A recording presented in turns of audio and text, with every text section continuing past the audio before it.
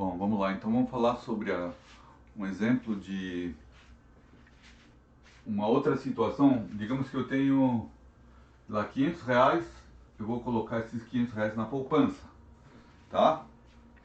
Eu vou deixar esse dinheiro hoje na poupança. Daqui a um ano, a poupança rende 10% ao ano, tá? 10% ao ano. AA significa ao ano, tá? Bom, quanto dinheiro eu vou ter daqui a 2 anos? Ou seja, daqui a um ano eu vou ter 10% a mais e daqui a 2 anos eu vou ter 10% a mais, tá? Então quanto que eu vou ter daqui a 2 anos? Bom, fazendo de cabeça, né? 10% dá 50, então daqui a um ano eu vou ter 550, então daqui a 2 anos eu vou ter mais 50, 600. Ou seja, no tempo zero que é hoje, eu vou ter 500. No tempo igual a 1, que é daqui a um ano, eu vou ter 500 mais 50. No tempo igual a 2, eu vou ter 500 mais 50 mais 50, né? Duas vezes. Certo? O que dá 600. Certo ou errado? Errado. Errado. Errado. Isso aqui tá errado, tá? Nos livros isso aqui é apresentado como juros simples, que é uma coisa que nem existe, na verdade. Não sei nem por que tem isso nos livros. Em vez de dizer isso aqui está errado, isso aqui não existe, isso aqui é uma besteira, os livros e os programas, os conteúdos insistem em colocar isso como um conteúdo possível, embora não seja um absurdo matemático e um absurdo na nossa realidade também, tá? Então eu vou direto para o que interessa, que é a realidade, como que funciona a poupança. Então eu vou pegar, no tempo igual a zero, eu vou ter 500, tá? No tempo igual a 1, eu vou pegar esses 500 e somar 50, que dá 550. No tempo igual a 2, eu vou somar, portanto aqui somei 50, tá? Mais 50, né? 500 mais 50, 550. No tempo igual a 2, eu não vou somar 50, eu vou somar 10% do valor anterior. 10% do valor anterior. 10% de 550, eu vou somar 55. Portanto, eu vou ter 550 mais 55, e não 550 mais 50, tá? Os 10% é em cima do último valor e não do valor original que eu coloquei na poupança. Então, isso aqui dá 605, tá? Não dá R$ 600, dá 605, R$ 5 a mais, tá? Então, se você deixar o dinheiro na poupança por 2 anos, daqui a 2 anos vai ter 605 lá no saldo, tá? Sem ter depositado nem sacado nada, tá? Ok? Isso se chama juros compostos, tá? Que são os únicos juros que existem, na verdade, né? Juros compostos. Juros compostos. Isso aqui, eu vou colocar entre aspas, juros simples, porque é assim que aparece nos livros. Em alguns livros, né? Alguns já aboliram isso porque isso é uma besteira total, né? Bom, então, isso daqui que, na verdade, se eu quiser saber quanto que eu vou ter daqui a, sei lá, no ano 3, eu vou fazer 605 mais, bom, vocês entenderam a lógica, né? Vou somar mais 10%, mais 60,5, tá? O que dá, já começa a complicar as contas, né? 665,5, R$ 605,50. No tempo igual a 4, olha como fica cada vez mais complicado. Eu vou ter que somar 66,55, que é 10% do valor anterior. Então dá 665, oi, já vou. 0,5 mais 66,55, eu não sei quanto que dá isso aqui, tá? Percebam que isso aqui é vai ficando cada vez mais complicado. Se eu perguntar para vocês, e se eu deixar 10 anos, quanto que eu vou ter daqui a 10 anos?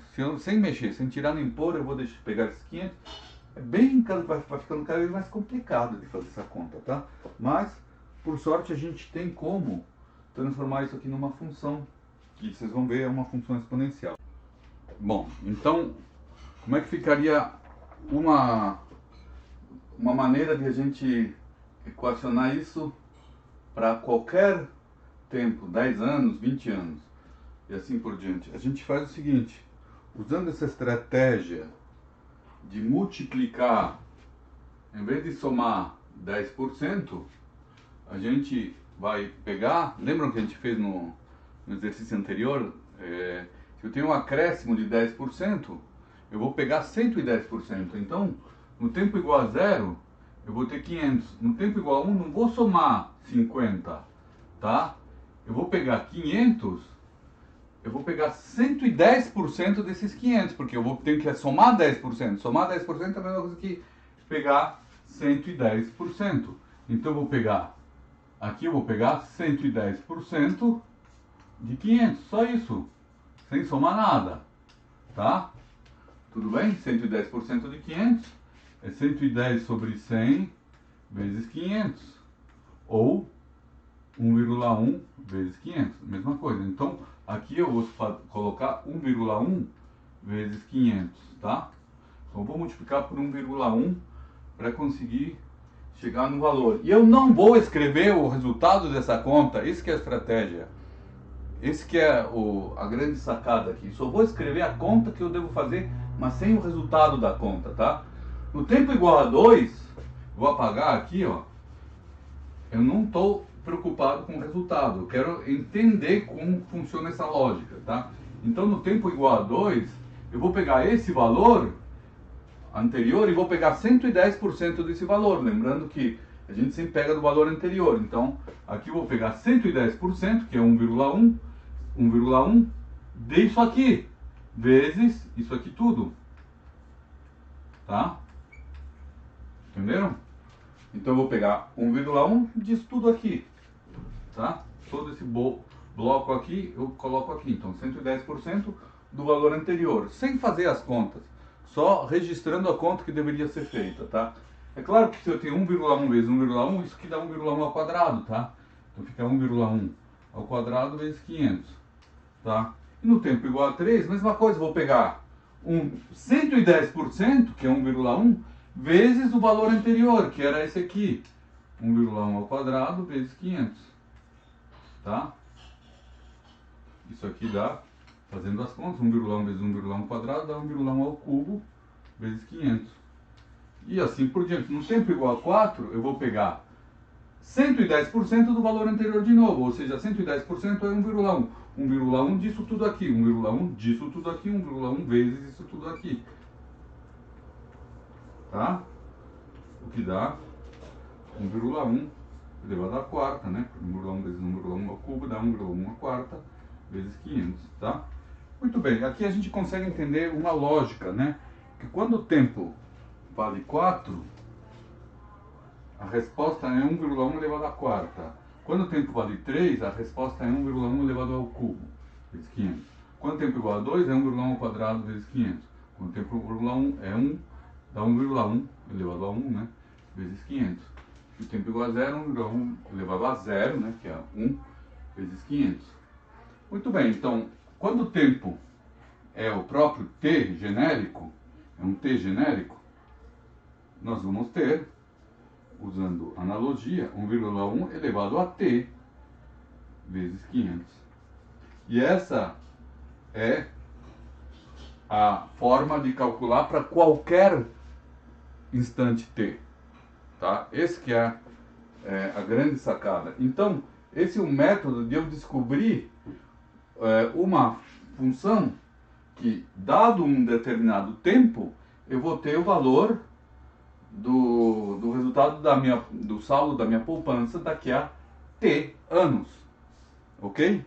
Essa é a função, e é uma função que a gente representa assim. Então, digamos assim, o saldo, vamos chamar f de t, que depende do tempo agora, né?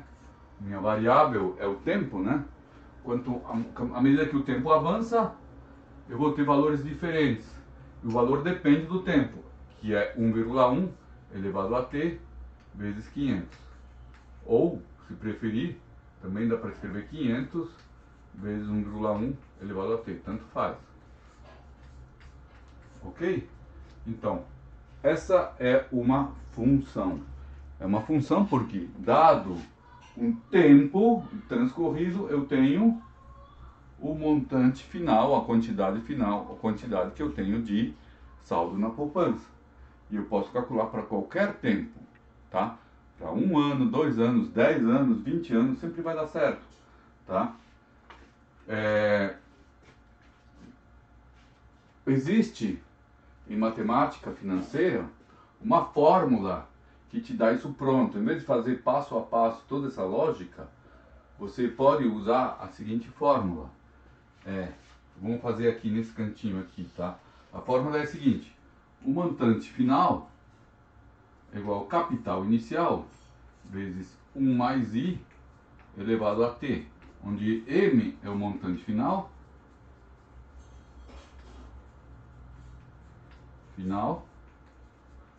C é o valor inicial, né? O capital inicial, né?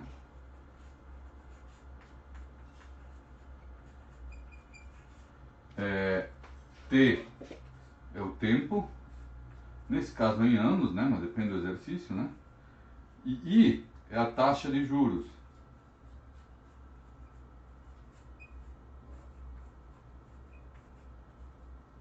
Ok? Então, vamos ver se funciona nesse caso aqui. Em vez de fazer esse passo a passo e tentar descobrir a lógica, vamos aplicar diretamente a fórmula para ver se dá certo.